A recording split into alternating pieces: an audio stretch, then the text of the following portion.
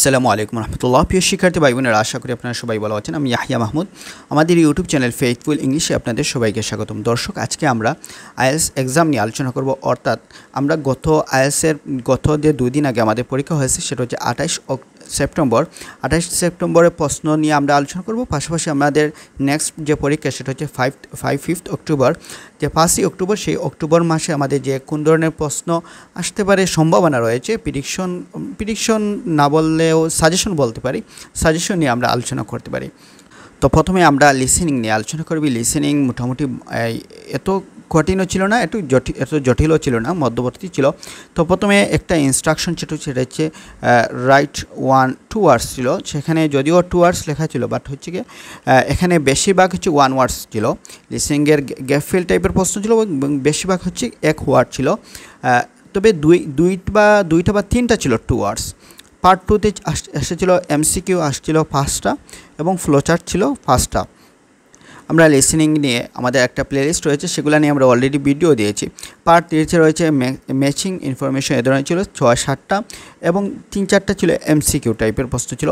এবং part 4-এর 1 word ছিল, right 1 word only. সেখানে ছিল গ্যাপ ফিল, এবং গ্যাপ ফিল খুবই, অনেকে বলেছে খুবই ইজি ছিল, এত কঠিন ছিল না। যেখানে টপিকটা সহজ ছিল, অনেকেই বেশিরভাগই ধরা গিয়েছিল। এরপরে আসি আমরা রিডিং পেসেজ 1 অনেকটাই সহজ ছিল, যাদের টার্গেট হচ্ছে গিয়ে 5.5 থেকে 6.5।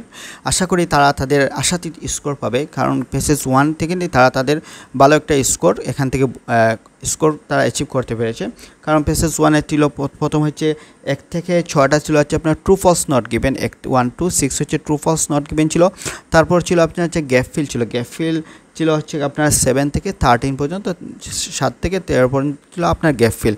প্যাসেজ 2টা একটু 1 থেকে একটু কঠিন ছিল। সেখানে ছিল লিস্ট অফ হেডিং ছিল, নেম ম্যাচিং ছিল এবং গ্যাপ ফিল। এই গ্যাপ ফিলটা ছিল আপনার হচ্ছে সামারি, লাস্টের আপনার 3টা ছিল সামারি, 24 থেকে 26 পর্যন্ত সামারি ছিল। নেম ম্যাচিং ছিল আপনার হচ্ছে কি 21 থেকে 23, আর হচ্ছে কি আপনার 14 থেকে 20 পর্যন্ত লিস্ট অফ হেডিংটা একটু ঝামেলা হয়েছে। আর হচ্ছে কি প্যাসেজ 3টা অনেকটা একটু কঠিন ছিল। এখানে স্টেটমেন্ট ম্যাচিং, নেম ম্যাচিং না, এখানে ছিল স্টেটমেন্ট ম্যাচিংয়ের মতো একটা প্রশ্ন ছিল। এখানে ছিল প্রায় 27 থেকে 32টা। এবং ডেটা ম্যাচিং বা ইনফরমেশন ম্যাচিং বলতে পারেন, সেখানে ছিল 33 থেকে নিয়ে ছিল প্রায় 35টা। লাস্টের ছিল 5টা ছিল আপনার হচ্ছে ইয়েস নো নট গিভেন ছিল লাস্টের 5 কোয়েশ্চেন ছিল।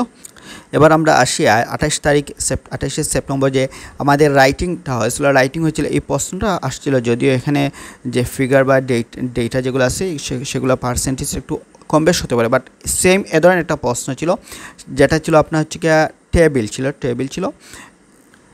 এখানে প্রশ্ন ছিল table gives information about the amount of tax collected, summarize the information by selecting reporting by features। এখানে ছিল আপনার হচ্ছে একটা টেবিল। আর হচ্ছে কি আপনাদের রাইটিং টাস্ক 2 ছিল হচ্ছে আপনার ওয়ান কাইন্ড অফ অপিনিয়ন আছে, সেটা ছিল আপনার এগ্রি ডিসএগ্রি টাইপের প্রশ্ন ছিল। এবং টপিকটা খুবই ইজি ছিল, টপিকটা একবারে আমাদের জেনারেল টপিকের মতো ছিল। এখানে লিখেছে it is teaching people over 65 people to use computers the best way to spend government মানে।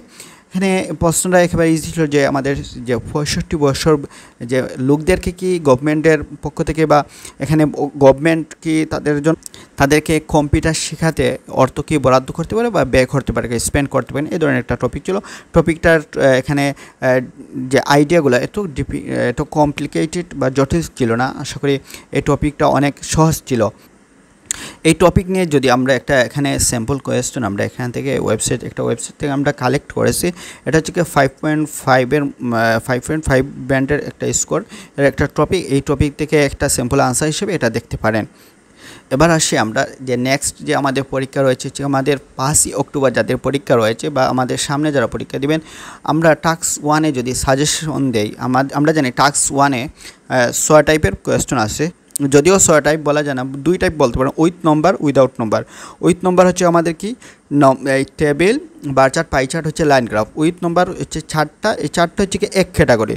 তো আমার যতটুকু সম্ভাবনা রয়েছে উইদাউট নম্বর যে ডায়াগ্রাম বা ম্যাপ, ডায়াগ্রাম হওয়ার পসিবিলিটি বেশি আছে, যেহেতু ইদানিং গত 2-1 দিন ডায়াগ্রাম 2-1 দিন পরীক্ষা ডায়াগ্রাম আসেনি, সেই জন্য আমরা ডায়াগ্রামটা দেখতে পারি। পাশাপাশি আমরা উইথ নম্বর, পাই চার্ট এবং পাই চার্ট এবং বার চার্টগুলো দেখতে পারি। এগুলো নিয়ে আমাদের ইউটিউবে ক্লাস রয়েছে, আপনারা চাইলে সেগুলো দেখতে পারেন। আর রাইটিং টাস্ক 2 ক্ষেত্রে আমরা জানি সেটা হচ্ছে আমাদের এখানে 3 টাইপ অপিনিয়ন আছে, যদি এগ্রি, ডিসএগ্রি বা অ্যাডভান্টেজ, ডিসঅ্যাডভান্টেজ বা পজিটিভ নেগেটিভ, এগুলো হচ্ছে কি অপিনিয়ন আছে, বা discuss both views give you opinion, এটাও ওয়ান কাইন্ড অফ অপিনিয়ন আছে। তাহলে এই 4টার মধ্যে যতটুকু আমার as far as my analysis is concern, আমার যতটুকু ধারণা মতে আমি মনে করি এখান থেকে অ্যাডভান্টেজ বা ডিসঅ্যাডভান্টেজ বা পজিটিভ নেগেটিভ এ ধরনের একটা প্রশ্ন টাইপ আসার পসিবিলিটি আছে। তাছাড়া আপনারা হচ্ছে প্রবলেম আর সলিউশনটাও দেখতে পারেন। তো দর্শক, এই ছিল আমাদের আইএলটিএস এই এক্সাম নিয়ে আমাদের আলোচনা। আপনারা সবাই জানেন আমাদের আগামী অর্থাৎ আগামীকাল থেকে আমাদের যে 1 অক্টোবর থেকে আইএলটিএস ফিটা বাড়িয়ে দেওয়া হচ্ছে।